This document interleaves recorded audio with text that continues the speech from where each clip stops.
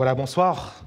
Bonsoir à chacun de vous. Très heureux d'être là, d'être rentré et d'être avec chacun d'entre vous. Nous bénissons le Seigneur pour ce séjour que nous avons pu avoir. Beaucoup m'avaient dit avant de partir, bonnes vacances. Et m'ont dit à mon retour, est-ce que les vacances ont été? Je rappelle juste que je n'étais pas en vacances. Voilà.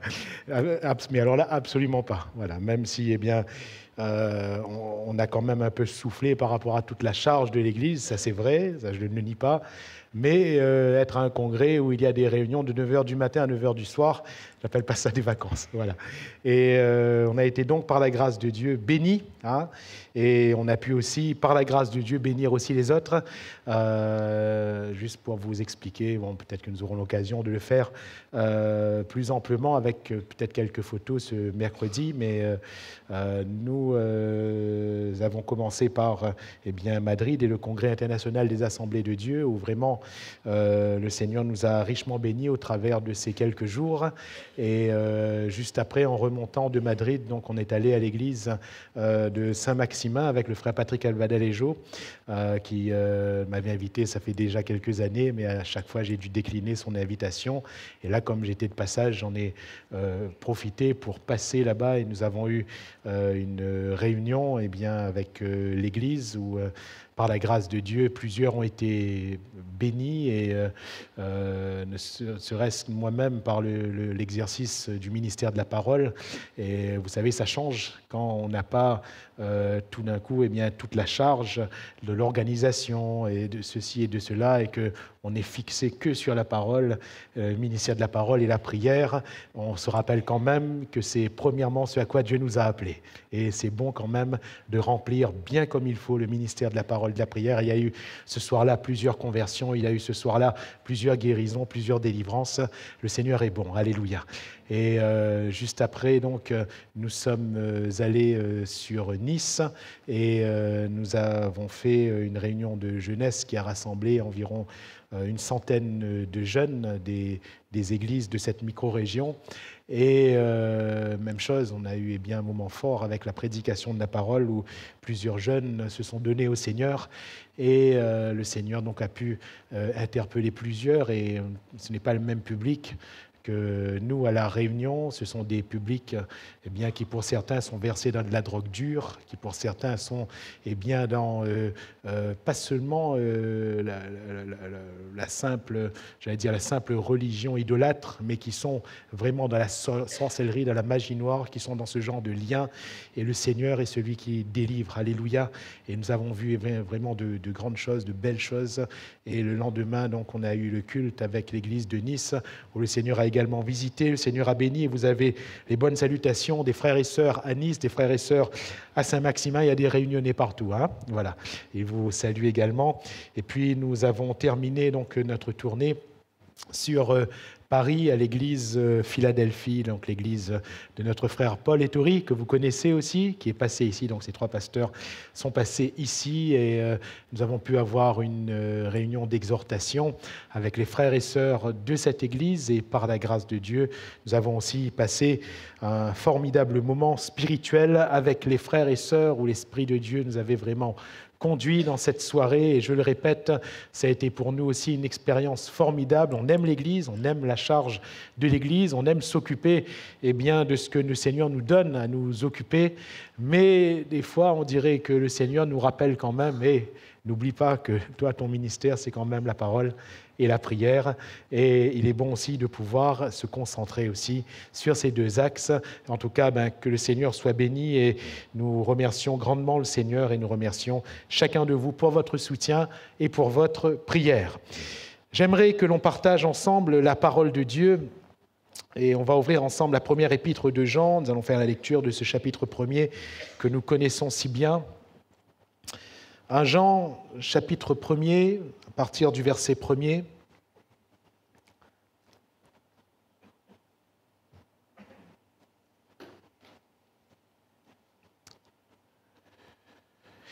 Ce qui était dès le commencement, ce que nous avons entendu, ce que nous avons vu de nos yeux, ce que nous avons contemplé et que nos mains ont touché concernant la parole de vie, Et la vie a été manifestée, et nous l'avons vue, et nous lui rendons témoignage. Et nous vous annonçons la vie éternelle qui était auprès du Père et qui nous a été manifestée. Ce que nous avons vu et entendu, nous vous l'annonçons à vous aussi, afin que vous aussi, vous soyez en communion avec nous. Or, notre communion est avec le Père et avec son Fils Jésus-Christ. Et nous écrivons ces choses afin que votre joie soit parfaite. La nouvelle que nous avons apprise de lui et que nous vous annonçons, c'est que Dieu est lumière et qu'il n'y a point en lui de ténèbres. Si nous disons que nous sommes en communion avec lui et que nous marchions dans les ténèbres, nous mentons et nous ne pratiquons pas la vérité. Mais si nous marchons dans la lumière comme il est lui-même dans la lumière, nous sommes mutuellement en communion et le sang de Jésus-Christ, son Fils, nous purifie de tout péché. Si nous disons que nous n'avons pas de péché, nous nous séduisons nous-mêmes et la vérité n'est point en nous. Si nous confessons nos péchés, il est fidèle et juste pour nous les pardonner, pour nous purifier de toute iniquité. Si nous disons que nous n'avons pas péché, nous le faisons menteur et sa parole n'est point en nous. Amen. Et la vie a été manifestée. Mes frères et mes sœurs, ce que Jésus est venu nous donner, c'est la vie. Et la vie en abondance. Et il me semble qu'il n'y a rien de plus important que la vie et que la vie de Dieu. Alléluia. Il me semble que le Seigneur, en nous voyant et en nous regardant ce soir, il veut voir la vie. Et mon frère, ma sœur, il ne s'agit pas pour nous d'avoir une religion. Il ne s'agit pas pour nous d'avoir une tradition, une pratique, mais il s'agit pour nous d'être vivants de la vie de Christ. Alléluia. Mon frère, ma sœur, es-tu vivant? Vous êtes sûrs? Sommes-nous vivants ce soir? Sommes-nous vivants de la vie de Dieu? Sommes-nous vivants de la vie de Christ? Le Seigneur n'est pas venu, et je le répète, nous donner une religion, il est venu nous donner la vie. Il n'est pas venu nous donner une parole écrite, nous verrons que la parole est importante, mais la lettre tue. Nous ne voulons pas avoir la connaissance, mais nous voulons la vie. Alléluia. La vie éternelle. Nous parlerons également de ce que ce texte nous parle, de la communion fraternelle. Mais la communion fraternelle n'est pas produite par nos actions, nos réactions les uns envers les autres. La communion fraternelle, ce n'est pas un bisou, bonjour mon frère, bonjour ma sœur, piouk piouk. Ce n'est pas ça la communion fraternelle. La communion fraternelle, ce n'est pas seulement le fait de venir dans un même lieu. Ce n'est pas seulement le fait de se regarder, de faire un beau sourire. Merci Seigneur pour les beaux sourires. Il vaut mieux un sourire qu'une tête d'enterrement, n'est-ce pas? Mais la communion fraternelle est celle qui procède de la vie. La véritable communion fraternelle, et nous le verrons dans un instant, est celle qui procède de la vie. Alléluia. Le Seigneur est venu nous donner la vie. Nous verrons dans un instant ce qui va découler de cette vie, à savoir notre sanctification. Mais s'il n'y a pas la vie, notre sanctification, c'est quoi? Ne touche pas, ne goûte pas, ne fais pas. C'est un ensemble de règles, c'est un légalisme. Et on se croit bien, on se croit spirituel, on se conforte dans les choses, mais le plus important, on ne l'a pas. Le plus important, c'est quoi? C'est la vie. Jésus est venu nous donner la vie. Alléluia.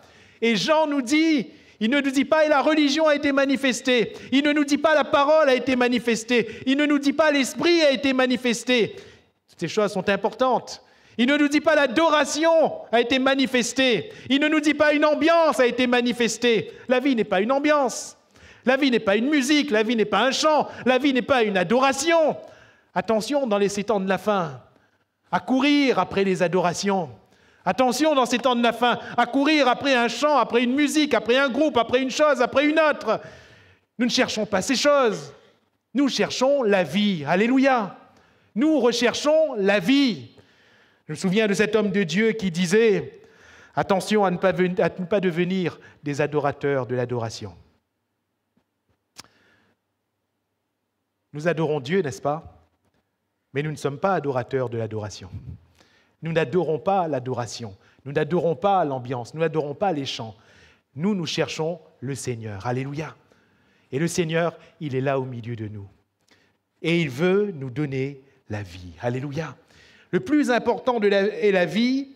Et ce que j'aimerais dire premièrement, ce que j'appellerais un préambule, car ce n'est pas une partie du message, c'est tout le message, la vie, c'est Jésus. Alléluia. La vie, c'est Jésus. Dans ce texte, eh bien, quand Jean il parle, et la vie a été manifestée, quand il parle de ce qu'il a vu, de ce qu'il a contemplé, de ce qu'il a touché, de ce qu'il a entendu, il parle du Christ. Alléluia. Il parle du Christ.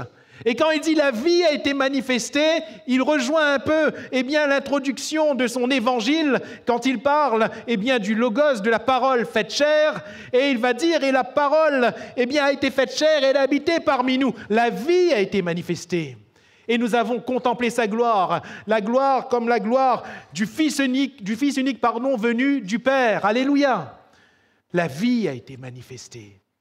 Et quand Jésus est venu, c'est la vie qui a été manifestée. Mes frères et mes sœurs, la vie n'est pas en toi, dans tes membres, dans ton corps, dans ton intellect, dans ton intelligence. Non, la vie est en Jésus. Et Jésus est en nous. Alléluia. Celui qui a le Fils, il a la vie. Celui qui n'a pas le Fils, il n'a pas la vie. La vie est en Jésus. Et pour ceux qui étaient là à la matinale de prière ce matin, nous avons vu à partir de Jean 15, que cette vie, elle est dans le cep. Alléluia. Nous sommes les sarments. Nous ne sommes pas des cèpes. Hein? Nous ne sommes pas ni des cèpes, ni des cèpes. Hein? Un jour, quelqu'un m'a dit, frère, ici, à moi le cef. Hein? À moi, il commande. Et notre chef à nous, c'est Jésus. Alléluia. Celui qui nous commande, c'est Jésus. Nous ne sommes pas des cèpes. C'est-à-dire qu'en nous-mêmes, nous n'avons pas la vie. En nous-mêmes, nous n'avons pas la possibilité de communiquer la vie. Celui qui nous donne la vie, c'est Jésus. Et Jésus ne nous donne pas la vie en disant « Viens, allez, je te donne la vie, allez, va ». Ce n'est pas comme ça que ça se passe. Comment Jésus nous donne-t-il la vie? Jésus nous donne la vie en venant lui-même en nous. Alléluia. Jésus nous donne la vie en venant lui-même en nous. Et je répète, c'est ici un préambule, c'est ici la direction de tout notre partage ce soir. Si nous voulons avoir la vie, il nous faut être en communion avec lui. Alléluia. Il faut que le sarment soit attaché au cep. Je ne sais pas si vous avez déjà vu des champs de vignes, c'est magnifique. Hein? Serait-ce que lorsque l'on voit dans les commentaires à la télévision ou autre, dans des reportages ou autres, dans les informations, quand on voit des vignes, c'est magnifique. Mais qu'est-ce qu'on voit en premier? En premier, on voit le cep. Hein? C'est comme un tronc, ça domine. Qu'est-ce qu'on voit en deuxième? En deuxième, on voit la vigne, on voit le fruit. On voit le fruit, on voit les raisins. Et en regardant bien, en portant bien attention, ce n'est qu'à la fin, à la toute fin, qu'on voit le sarment, tellement il est petit, tellement il est insignifiant. Ce n'est pas grand-chose, le sarment. Frères, sœurs, nous ne sommes pas grand-chose. Nous ne sommes pas grand-chose. Ce qui est important, c'est que le sarment soit à un bout attaché au cep et avec l'autre bout du fruit. Et pour que ce processus puisse se faire, il faut que la vie passe. Alléluia. Et Jésus veut nous donner la vie. Ce n'est pas vous qui m'avez choisi, mais moi je vous ai choisi, va dire Jésus, et je vous ai établi, afin que vous alliez, que vous portiez du fruit et que votre fruit demeure. Alors, Jean va dire que notre communion est avec le Père et avec son Fils Jésus-Christ. Car s'il n'y a pas Jésus, notre communion ne peut pas être avec le Père. Jésus va dire dans Jean 14, à Philippe, celui qui m'a vu a vu le Père. Montre-nous le Père et cela nous suffit, mais celui qui m'a vu a vu le Père. Je suis le chemin, la vérité et la vie. Nul ne vient au Père que par moi. Alléluia. Ainsi, nous sommes en communion avec Dieu. Nous ne sommes en communion avec Dieu que par Jésus-Christ, celui qui nous donne la vie. Et frères et sœurs, c'est là tout notre trésor. C'est là l'essence même de notre chrétienté. Parce que dès lors que nous ne sommes plus en communion avec Jésus, nous n'avons plus la vie. Et si nous n'avons plus la vie, nous sommes morts, n'est-ce pas? nous sommes morts. On peut chanter, mais on est mort. On peut entendre la prédication, mais on est mort. On peut venir dans ce lieu, mais on est mort. On peut même servir, on peut même avoir une tâche, mais on est mort. On peut faire tout ce qu'on veut, on peut même aller dans la rue, on peut même témoigner. Mais si on n'est pas en communion avec Jésus, on est mort. On est mort. Et croyez-moi, ça fait peur un mort qui chante. Ça fait peur un mort qui parle, qui témoigne. Et ça fait encore plus peur un mort qui sert. Hein? Jésus est venu pour nous donner la vie. Alléluia. Et je répète cette question, mon frère, ma sœur. Es-tu vivant? Es-tu vivant? Es-tu en communion avec Jésus? Être en communion avec Jésus, c'est particulier, parce que tout le monde peut dire qu'il est en communion avec Jésus. On peut le dire. On pourrait même le faire croire. Mais Jésus n'a pas dit « vous reconnaîtrez un arbre à ses paroles ». Jésus n'a pas dit « vous reconnaîtrez un arbre à son feuillage ou à son apparence ». Jésus a dit « vous reconnaîtrez un arbre à son fruit ». Oui, à son fruit. À son fruit. La règle, elle est simple, n'est-ce pas? C'est quoi ton fruit? Et je te dirai quel arbre tu es. Si tu portes des pommes, tu n'es pas un poirier, on est d'accord. Si tu portes des laitiers, tu n'es pas, un pêcher. Si, tu portes des épines, tu n'es pas un pommier, etc., etc. Quel est ton fruit? Quel est ton fruit? Et quel est le fruit de la vie du Seigneur en nous? La vie a été manifestée, oui, mais elle se manifeste comment? Elle se manifeste comment? Comment entendons-nous Jésus? Comment voyons-nous Jésus? Comment contemplons-nous Jésus? Comment touchons-nous Jésus? Comment cette communion se développe-t-elle? Comment cette vie va-t-elle jaillir et rejaillir en nous? La première chose que Jean va mettre en avant, c'est la parole de vie. Alléluia. La parole de vie. Et voyez-vous, il n'y a pas de secret, il n'y a pas de méthode cachée, il n'y a pas de recette magique. Non. Ces mêmes éléments reviennent. Premièrement, la parole et la parole de vie. J'aimerais remettre les choses dans leur contexte. Quand Jean parle ici de la parole de vie, il parle de Jésus lui-même. Parce que rappelons-nous que dans Jean chapitre 1er, il va parler de cette parole qu'il va quelque part magnifier. Et il va dire au commencement était la parole était avec Dieu, la parole était Dieu, elle était au commencement avec Dieu, et toutes choses ont été faites par elle, rien de ce qui a été fait n'a été fait sans elle, etc., etc., etc., etc. Mais quand il parle de la parole, il parle ici encore une fois de Jésus-Christ. Alléluia. Il parle encore de Jésus, car Jésus est la parole.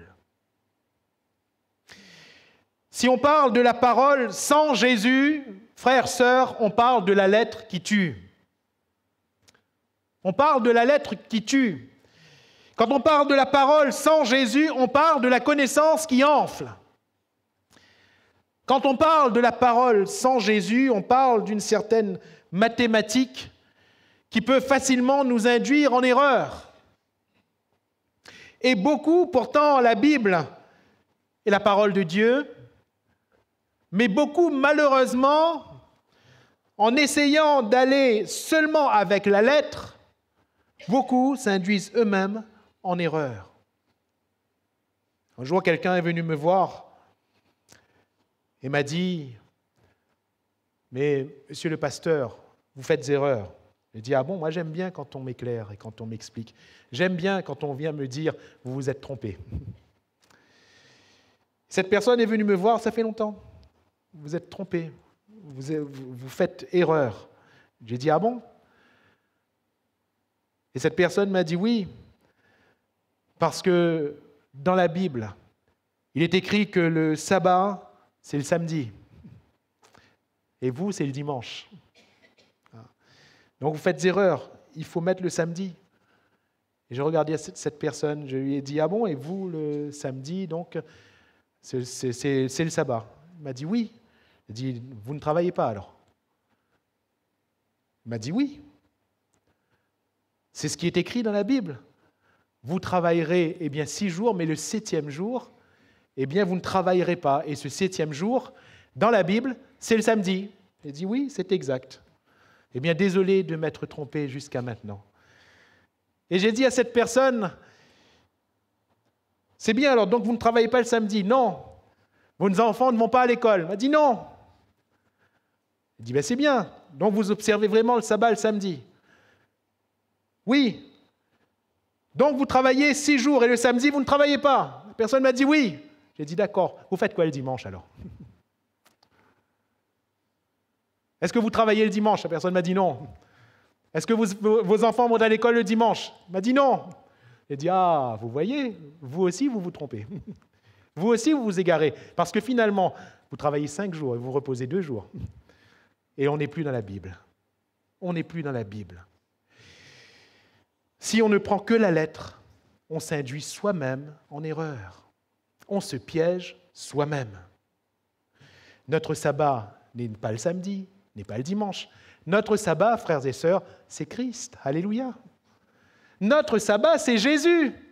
Et quand on comprend que Jésus nous donne le véritable repos, quand on comprend que Jésus est celui qui nous délie de nos liens, qu'il est notre sabbat, qu'il nous fait entrer dans le 7e jour de Dieu, qu'il nous fait entrer dans le repos de Dieu, alors nous comprenons que la lettre prend vie en Jésus. Alléluia.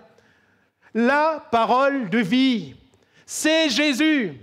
Et si on enlève Jésus, tout n'est que ombre des choses à venir. Mais dès qu'on met Jésus, la réalité est devant nous. Alléluia. La réalité est devant nous.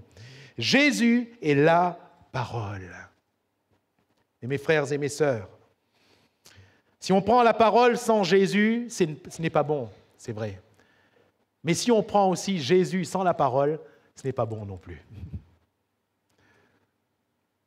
Parce que Jésus n'est pas sans la parole. Jésus est la parole. Et il va dire lui-même, je ne suis pas venu pour abolir. Je ne suis pas venu pour arrêter ce qui est écrit. Je ne suis pas venu pour annuler ce que Dieu a dit ou ce que Dieu dit.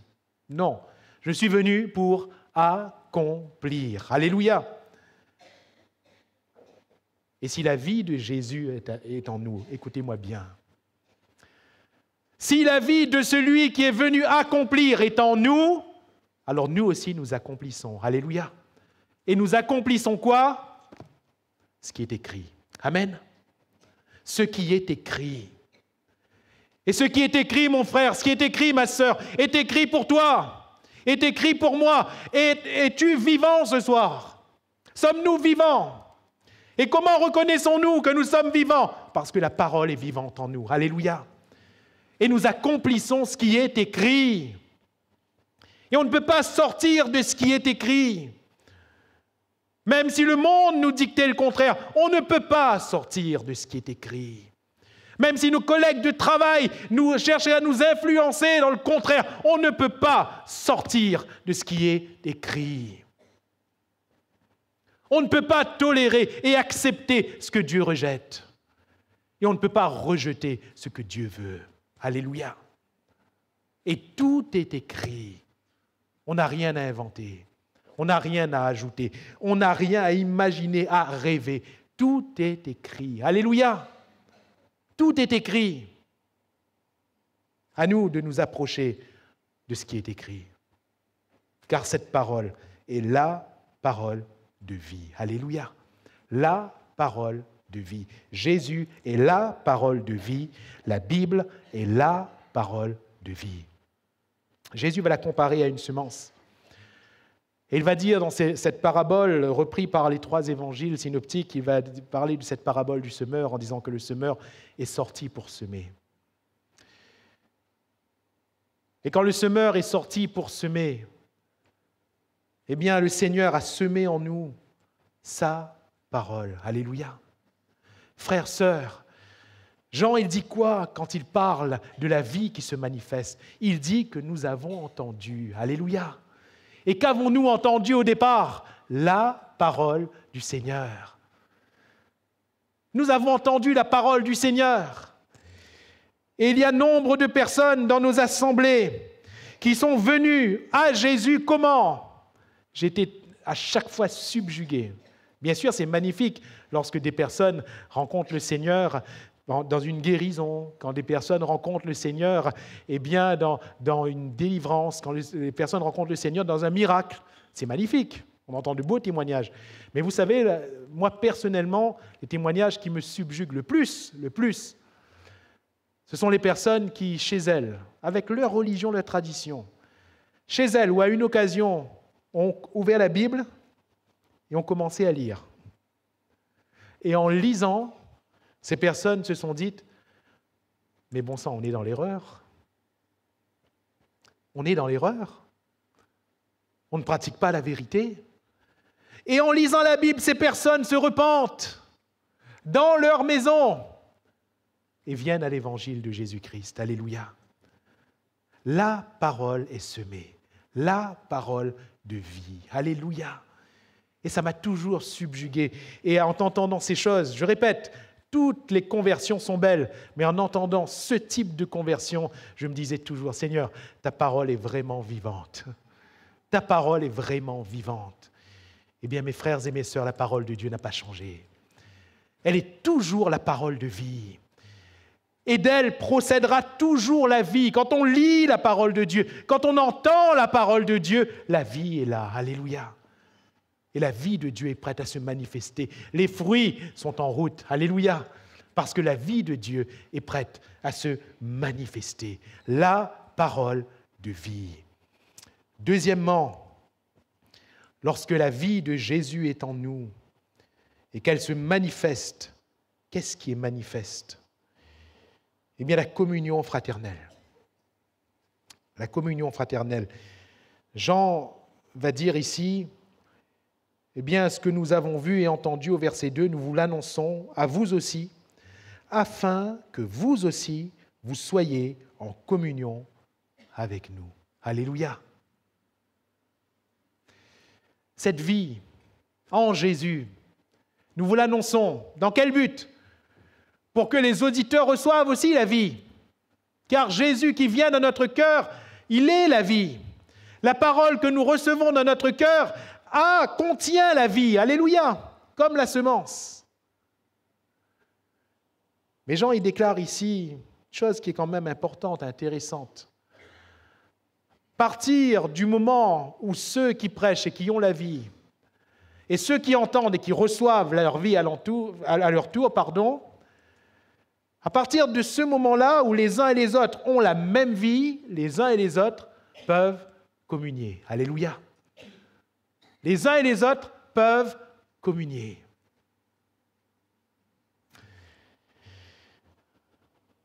Frères, sœurs, nous ne pouvons être en communion, en réelle communion, que si la même vie est en chacun de nous. Alléluia. Sinon, la communion n'est pas possible. Nous ne pouvons être en réelle communion avec les autres, nous aimer parfaitement les uns les autres, nous supporter parfaitement les uns les autres, prendre patience parfaitement sur la base de la vie en nous. Alléluia. Sur la base de la vie. Car s'il n'y a pas la vie, frères, sœurs, la communion est factice. La communion ne peut pas être réelle. Regardez à une famille. Comme on dit à La Réunion, le sang y cause. Le sang y cause. Ben oui. J'ai remarqué une chose, peu importe les différends, peu importe les incompréhensions et les difficultés, les frères et sœurs d'un même sang n'auront jamais de mal à être ensemble. Jamais de mal. Parfois, il y a de la colère, parfois, il y a de l'animosité. Ça freine, oui. Ça divise. Mais au moment, il n'y a même pas besoin de réparation de ceci, de cela. Au moment où chacun veut, tous peuvent être ensemble. Tous peuvent être ensemble. En réalité, si on regarde bien, tous peuvent être ensemble. Parce que le sang parle plus fort. Une fratrie n'a aucune difficulté en réalité à se retrouver ensemble. Une fratrie n'a aucune difficulté à se pardonner, à se retrouver autour d'une même table, même, et je répète, même après des incompréhensions, même après des disputes et des disputes et des disputes et des disputes, c'est incroyable. Parce qu'il y a le même sang, on peut se retrouver encore. Et c'est beau. En cela, moi, j'aime bien la famille. C'est beau, c'est magnifique. Mais s'il y a quelqu'un qui n'est pas de la famille, et qu'il a au milieu de la famille, lui aussi, il a des défauts. Tous les autres, toute la famille, eh bien, a peut-être des défauts. Les uns et les autres ont forcément des défauts. Mais celui-là, il vient avec ses défauts au milieu de cette famille. Il n'aura pas la même chose, n'est-ce pas? Il n'y aura pas la même facilité, la même acceptation. Il n'y aura pas la même communion parce qu'il n'y a pas la même vie. Et dès qu'il y a un pet, tout le monde va dire « Eh, vous n'avez pas de case, là ?» Hein? Dès qu'il va y avoir un différent, tout le monde va dire « Sortez, là ?» À La Réunion, on est comme ça. Voilà. Mais oui, on pourra dire « Mais quand même, tu n'as pas été très gentil. » Qu'est-ce qui a été différent? Pourtant, parfois, les frères ou les sœurs d'une même famille sont peut-être d'un caractère pire. Mais c'est le même sang, vous comprenez? C'est le même sang. Mes frères et mes sœurs, Dieu rajoute chaque jour à l'Église ceux qui sont sauvés. Alléluia. Quel salut! Comment parlons-nous de salut? Le salut, c'est la vie de Jésus en nous. Alléluia. Car la vie de Jésus en nous nous fait échapper à la mort. Nous sommes sauvés par la vie de Jésus-Christ en nous. Et si la vie de Jésus-Christ est en chacun de nous, nous sommes réellement une famille. Alléluia. Plus que les familles de sang sur la terre, nous sommes une même famille dans l'esprit de notre Dieu. Alléluia. Et nous pouvons vivre en communion. Quel est le fruit de cette vie en nous? Puisque Dieu, quand il sauve quelqu'un, quand il donne la vie à quelqu'un, hop, il rajoute ce quelqu'un à l'Église. Forcément, si la vie de Dieu est en nous, nous sommes comme attirés par la communion fraternelle. Alléluia. Nous sommes comme attirés. Et vient un empêchement, on se dit, zut, je ne peux pas aller à l'église. Il y a comme un aimant dans notre cœur qui va nous forcément bien nous ramener vers l'aimant qui est chez nos frères et nos sœurs. Et cet aimant, c'est la vie de Jésus. Peu importe l'intitulé de la réunion, une réunion de prière, réunion d'évangélisation, réunion d'exhortation, réunion d'édification, peu importe qu'il est doux, qu'il est agréable pour des frères de demeurer ensemble. Alléluia. Et Dieu a voulu ça. Dieu aime ça, parce que c'est là où il envoie la bénédiction. Et là, la bénédiction est là, et la vie. Alléluia. Pour l'éternité, la vie, sa vie. Il nous la donne de la communion fraternelle. Amen. Sans mes frères et mes sœurs, je ne suis rien. Sans mes frères et mes sœurs, je suis faible. Sans mes frères et mes sœurs, je suis quelconque. Mais quand nous nous réunissons, nous sommes forts. Alléluia. Quand nous nous réunissons, nous sommes forts. Dans une famille nombreuse américaine, une fois, je regardais ce biopic. Ça fait longtemps, j'étais encore enfant. On avait bien retracé l'histoire d'une famille, d'un basketteur célèbre à l'époque. Et cette famille, la maman, elle était particulière. Le papa n'était plus. Et la maman s'occupait des enfants qui étaient nombreux. Je ne me rappelle plus combien il y avait. Je crois qu'il devait y avoir 6 ou 7 enfants. Et à un moment donné, le garçon, le fils, l'un des fils, a commencé à faire le zouave. Il a commencé à aller traîner dans la rue, à s'éloigner, à ne plus rentrer chez lui le soir. Et à un moment donné, sa maman était obligée d'aller le chercher parce qu'il avait été arrêté, il était au poste de police. Et en sortant de ce poste de police, cette maman n'avait rien dit à son fils. Et le fils disait « Maman, tu ne parles pas, maman, tu ne parles pas ». Et la maman, en arrivant chez elle, elle a emmené son fils à la cuisine. Elle a pris une boîte d'allumettes. Elle a pris une allumette, elle a donné à son fils. Elle a pris elle-même une autre allumette. Elle a dit « Maintenant, casse cette allumette ». Le fils a pris l'allumette et l'a cassée. Et elle-même, elle a pris son allumette, elle l'a cassée. Et elle a dit, tu vois mon fils, je reprends une autre allumette. Elle a recassé. Elle a repris une autre allumette, elle a recassé. Et elle a dit, tu vois, à chaque fois que l'allumette est seule, on peut la casser. À un moment donné, elle a pris une poignée d'allumettes. Elle a mis dans la main de son enfant, elle a dit, maintenant casse-les. L'enfant a essayé, il n'est pas arrivé. Elle a pris, il a dit, donne-moi. Elle a pris la masse d'allumettes. Elle a essayé de casser, elle a essayé, elle-même, elle n'y a pas arrivé. Elle a dit, tu vois, si on est ensemble, personne ne peut nous casser. Alors ne quitte plus la maison maintenant. Mes frères et mes sœurs, oserais-je vous dire de la part de Dieu, ne quitte plus la maison. Ne quittons plus la maison de Dieu. Alléluia. Ne quittons plus la communion fraternelle. Ne quittons plus l'Église du Dieu vivant. On ne se rend pas compte combien on est faible. On ne se rend pas compte combien on est faible et combien le diable il veut nous esseler pour en faire notre proie. Dès qu'on est livré à nous-mêmes, ça y est, il a déjà remporté une victoire. Mais j'aimerais que ce soir, nous puissions comprendre quel est le regard de Dieu sur son Église. Regardez autour de vous. Regardez les personnes qui sont autour de vous. Vous pouvez même regarder derrière, il n'y a pas de problème, je vous permets. Regardez aux personnes qui sont autour de vous. Hein? Les jolis, les vilains.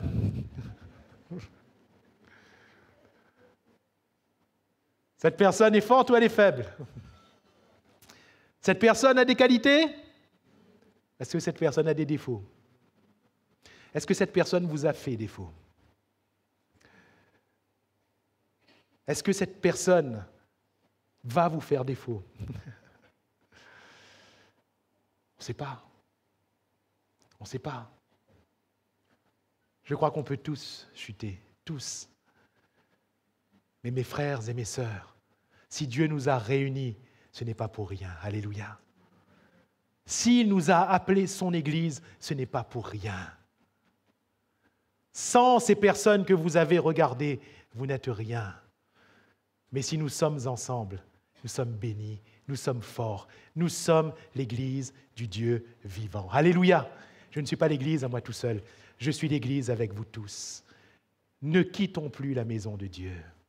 Ne quittons plus la communion fraternelle. Jean, il a un but, et il le dit, afin que nous soyons en communion. Alléluia!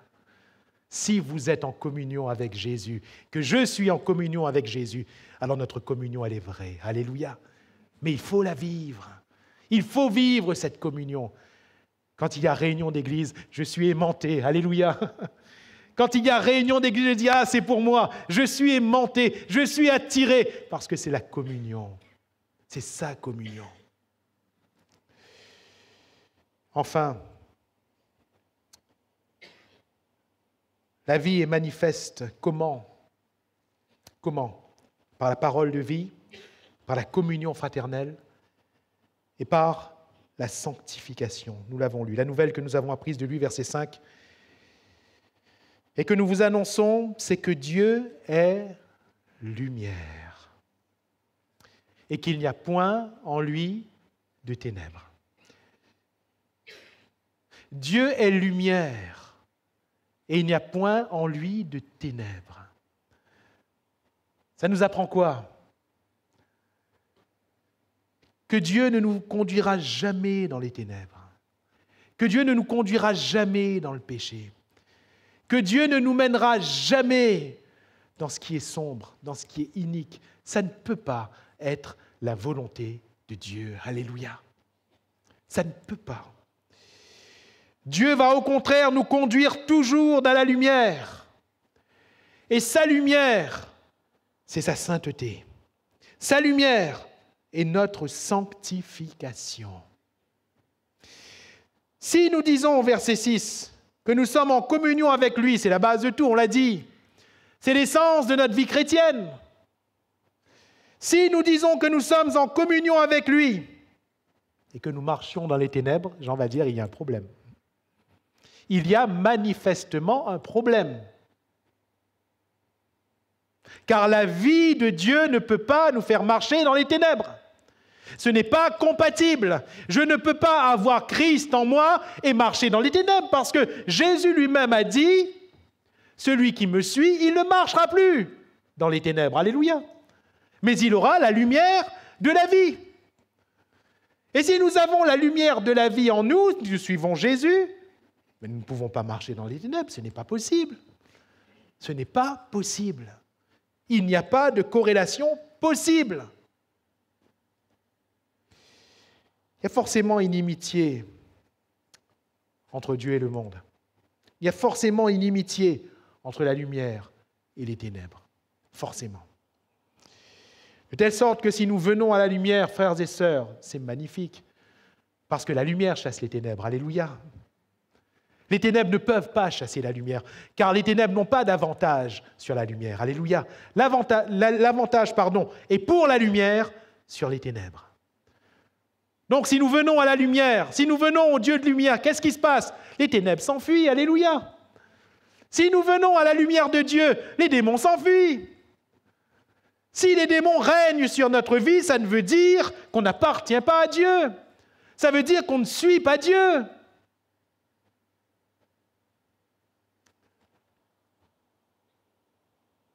Aujourd'hui, on voudrait faire croire tellement de choses.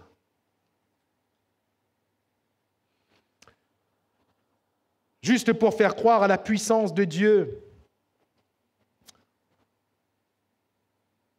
On voudrait faire croire, je ne sais pas d'où ça vient, je ne sais pas de quel coin de la terre, mais aujourd'hui, il y a quelque chose de dangereux qui se fait, on prie, on fait tomber les gens.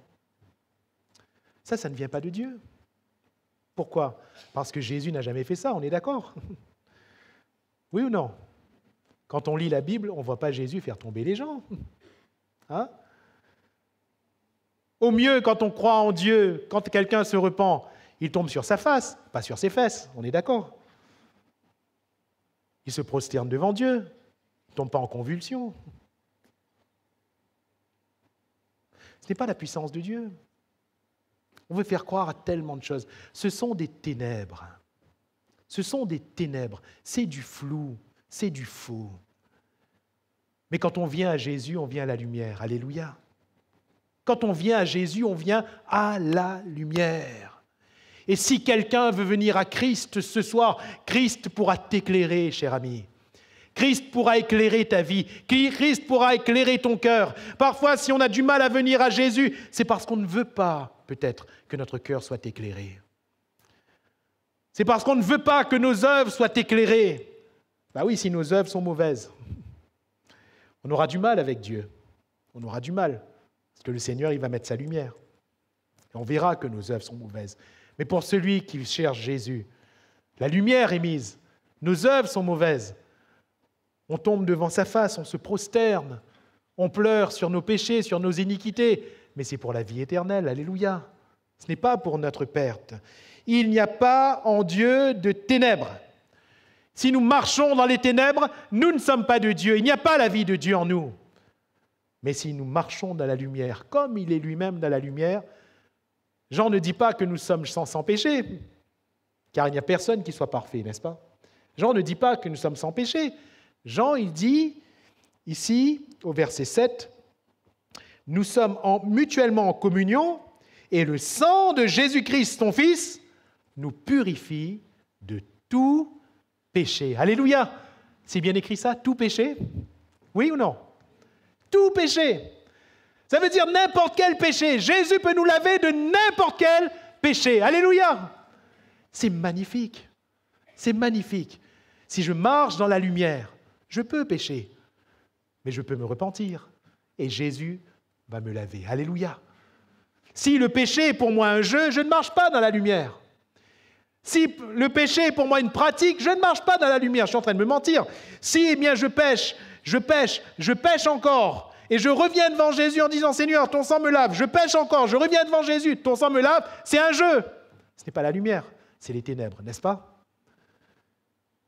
Mais si par contre, je marche dans la lumière, abandonnant mes fautes, réglant mes actions, faisant ce qui est bien devant Dieu et aux hommes, et puis tout d'un coup je pêche, eh bien je peux venir à Jésus en disant « Jésus, pardonne-moi, j'ai mal agi, j'ai péché Seigneur, je suis tombé et le sang de Jésus me lave. » Alléluia.